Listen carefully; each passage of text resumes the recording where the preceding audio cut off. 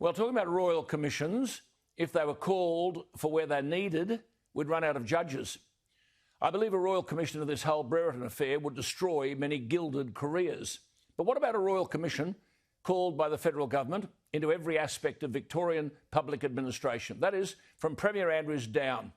You now have the Chief Health Officer, a professor, do you mind, Professor Sutton, accepting that there is an apparent inconsistency between his testimony to the hotel quarantine inquiry and emails he was included in that discuss private security. But he's still saying he didn't know anything about private security guards until media reports in May. And listen to this, quote, don't you love this? Although I accept that private security was referred to in emails that I received, I didn't read or register the information that private security guards were being used in hotel quarantine, unquote. No, he only said he skimmed the email, quote, I didn't read it, I saw that there were responses. This is from a senior health bureaucrat to Sutton. He said, I saw that there were responses in red font, so I was aware that responses had been provided, but I didn't read them. In spite of all the conflicting evidence, all the people who couldn't remember, no witnesses have been recalled. By the way, the inquiry asked Sutton to explain why emails in which he was CC'd appeared to contradict what he told the inquiry about when he learnt that private security would be used. Sutton replied via his expensive lawyers, Minter Ellison, paid for by us, that he requested the emails not be tendered to the inquiry as they didn't change his testimony, something I might add the inquiry rejected. Sutton should be gone. Then there were text messages between the Premier and his Chief of Staff, which revealed that way back on March 27 they were discussing outsourcing elements of the state's failed hotel quarantine program to the private sector. Miss Ratcliffe, the Chief of Staff, was never called to give evidence. But the don't know answers by government ministers and officials seem to have an explanation, and I've shared this with you before. The Premier of Victoria, Andrews, introduced frighteningly tough industrial manslaughter legislation earlier this year. The aim was to jail the boards of top corporations should they be linked to deaths in the workplace.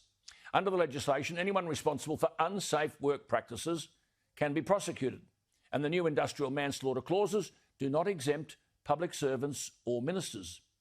Surely if Daniel Andrews and his government have been responsible for a failure of quarantining and a failure in aged care, has the Andrews government been responsible for unsafe work practices that have contributed to death?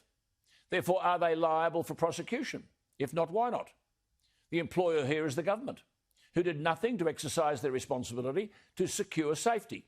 If it were any other workplace where appropriate safety precautions were not implemented and there were deaths of over 800 people, prosecutions would follow. The prosecutions here would be in the hands of WorkSafe. The trouble is the Chief of WorkSafe Victoria is one Colin Radford, who's a former press secretary to Premiers Steve Bracks and John Brumby. Well, let's go back to Ken Phillips, the Executive Director of Self-Employed Australia, who wrote a letter to WorkSafe Victoria in August, pointing out that, quote, the Victorian Government, various Victorian government organisations and agencies, including their contractors and staff, constituted several offences contrary to the Occupational Health and Safety Act in that the health, safety and welfare of employees and other persons were put at risk. Ken Phillips joins us tonight. I wonder, has there been a response to the letter? Ken, thank you for your time. I mean, this is Australia's greatest industrial disaster, the hotel quarantine fiasco. Radford has the power to find out why all these people said they do not know. Has he? Should he?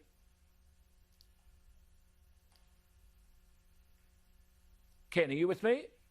Yes, I am. Yes, away you go. Has Radford done anything about any of this? Well, Alan, to my knowledge, no. They've accepted that we've sent them a letter, but I've got to say that we're quite surprised that there haven't been launching of prosecutions already. They have until the 29th of December to reply to us, but there's been no word from them at all. Right. Well, under the amended Act, let me explain to our viewers, sections of the Victorian Cabinet and the Public Service can be cross-examined by Radford. Are we aware of Radford has done anything of that kind? No recognition from that at all. It's complete silence. And again, this surprises us. Why isn't there something happening? Absolutely. I mean, I suppose the Cabinet and public servants will be hoping that Radford won't do his job. So you're telling me that your concerns expressed in August haven't been answered, and Radford, the Chief of WorkSafe Victoria, to your knowledge, has done nothing? There's no public information, no disclosure, zero about what they're doing or any details at all. Astonishing, isn't it? And then let me just say this, under Section 90 of Victoria's Inquiries Act of 2014, it's an offence to make false or misleading statements or produce false or misleading documents, and there are penalties up to 12 months in prison. Is there any indication, Ken, that anyone there will be charged? Again, nothing at all. It's just complete silence. So where do we go from here, do you think? Do we wait till December 29? Well, that's when most people think that we need to wait, but we're certainly not doing that. We're conducting investigations ourselves and digging deep and looking at all of the evidence that's out there on the table ourselves. And right. I've got to tell you that one of the surprising things that we've discovered is that the government had no plans for the handling of the hotel quarantine at all. Yeah, I think we know that. I think we know that. What we want to know is whether those people who have been responsible for 800 deaths are going to be held accountable for those deaths under the Occupational Health and Safety Act. I think that's the key, and the draconian changes to it that Andrew's introduced. Look, Ken, we'll keep in touch with you. The answer you've given us, you've written in August, you've got no answer. They'll be hoping that we'll all forget. Well, we won't. Thank you for your time. Thanks, Alan. There he is, Ken Phillips.